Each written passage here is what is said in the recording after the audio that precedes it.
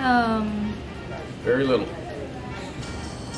Not a lot, personally. No.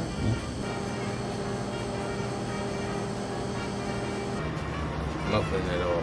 I know you stay at home. My name is Sabrina Justison. I have 4 children that I've homeschooled. 2 of them have graduated. One is a senior this year. One is starting 8th grade. I started homeschooling in 1995, 15 years ago. My oldest child was ready to start kindergarten. I was a stay-at-home mom. I had loved teaching him to walk and talk, and we just decided to try teaching him to read and write too. And it went so well that we just kept going. The number one thing that people always worry about with homeschoolers is, what about socialization? I honestly think that it deprives children of social experience. You can't beat like going to public school and socializing with people, having friends and stuff like that. So Like rumor, like stereotyping is they don't have many friends. What are you doing to provide your kids with the social life skills that they need to interact well with other people and to handle themselves in group settings and in unfamiliar surroundings? 15 years ago, that question had more validity than it does today. Because homeschooling has grown so much in numbers, and because people are cooperating together more and more, and especially in our area, we've been so blessed in the Delaware, Maryland, and Pennsylvania area to have had a strong support network of 300 or more families homeschooling and communicating with one another to provide well-rounded education for our children. Because of those kind of opportunities, socialization is not a problem. In fact, we sometimes joke about if our kids are any more socialized, we're never going to get them home for anything.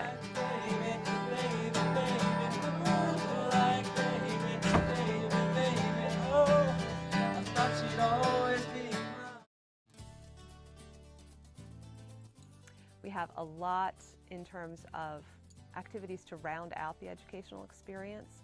Our support network still exists. We're still 300 and some families strong, and I actually serve as president of that organization now. And we have fine arts opportunities, choirs that run 60, 70 kids strong. We have at the high school level competition opportunities, science olympiad, a rhetoric team that participates in speech events with Christian schools from all over the Northeast. There are sports teams that are even now allowed to play against the other high schools in the area. There's such a diversity within the community now.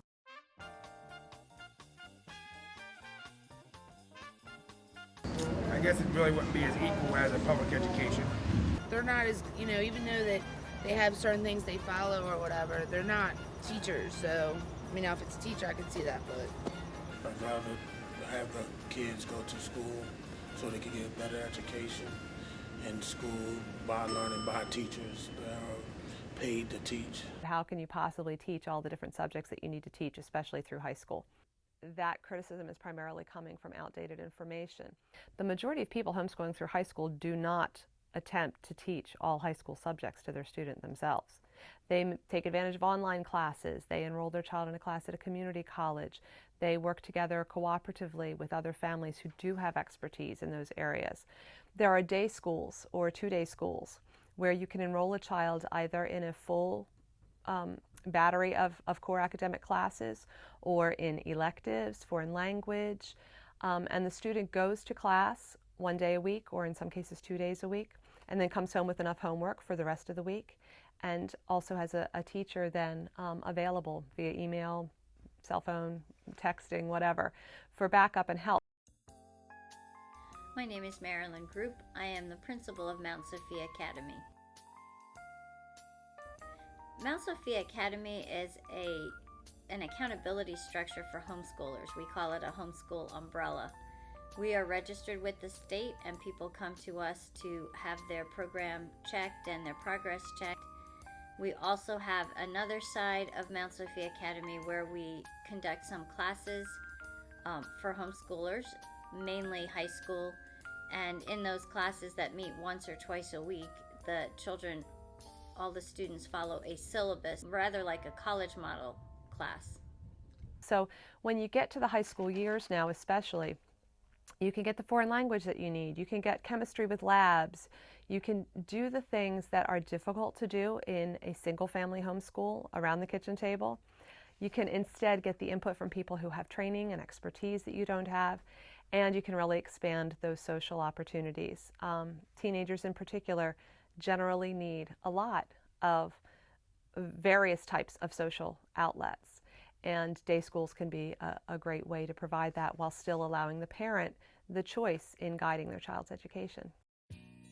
You can construct a program that fits your child's needs and not keep everything at the same grade level as everything else. So if they're ahead in math, they could go ahead in math while still doing language arts at another grade level.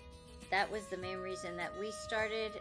We became just enjoyed having all of our children home and being able to do things as a family, as well as being involved in our children's lives.